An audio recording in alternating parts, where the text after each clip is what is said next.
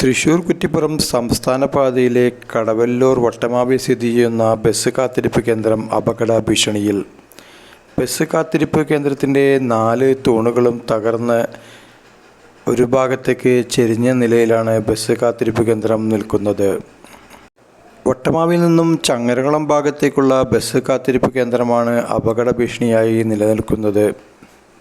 മുൻ Kunnamkulam MLA Babu M പാലുശ്ശേരിയുടെ ആസ്തി വികസന ഫണ്ടിൽ നിന്നും 2015-16 കാലയളവിൽ നിർമ്മിച്ചതാണ് ബസ് കാത്തിരിപ്പ് കേന്ദ്രം.